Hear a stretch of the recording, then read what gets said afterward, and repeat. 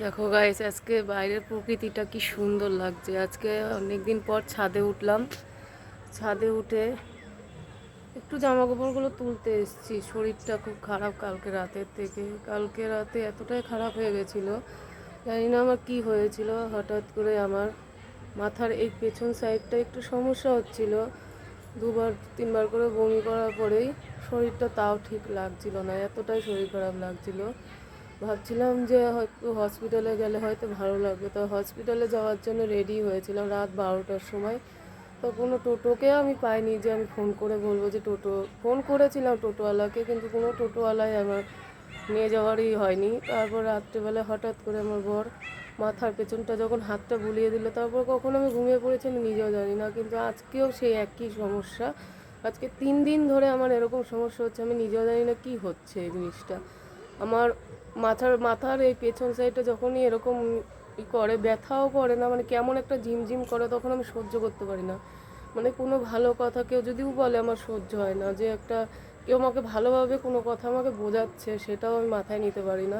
মাথাটা কালকে রাতে এতটাই সমস্যা হচ্ছিল যে আমি মাথা পুরো মনে হচ্ছে চুল টুল পুরো টেনেই করে দিই, মানে আমি সহ্য করতে পারছিলাম না। কালকে আমার এতটাই শরীর খারাপ ছিল, আমি আজকে কোনো ভিডিওই ছাড়িনি। আমি সারাদিন, আমি খালি সারাদিন আজকে কোনো রকমে একটু রান্নাটা করেছি, করে নিয়েই আমি জাস্ট শুয়ে পড়েছি আজকে। আর কিচ্ছু করতে পারিনি আমি। আমাকে যারা যারা অনেকেই বলছে তুমি আমাকে ফোন করোনি কেন পাশে থাকার জন্য। আমি ফোন করে কি বলতো, অত রাতে কাউকে একজনকে বলবো যে ওলোকে আমার সাথে চলো, সে তারও তো একটু সমস্যা হতে পারে। যতই না বোঝাক, জানি আমি একটা ফোন করলেই সবাই চলে আসবে, আমাকে এতটাই সবাই ভালোবাসে। তাও আমি কাউকে বলিনি। যখন টোটোওয়ালাকে ফোন করলাম, যে বললো যে আমি একটু অন্য জায়গায় আছি আর আসিনি, আমার বরকে বললাম আমার আর কাউকে লাগবে না, থাক একটু শুয়ে পড়ি তাহলে দেখো ভালো লাগবে। তাহলে শুয়েই ছিলাম।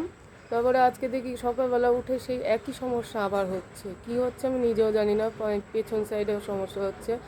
আমি মানে আজকে কোনো ভিডিওই ছাড়িনি। আমি টুকটাক যেটুকু করেছি, ফোন টোন তো ঘাটিনি সেরকম। আমার ফোন অনলাইন ছিল কিন্তু আমি তাও ফোন ঘাটিনি।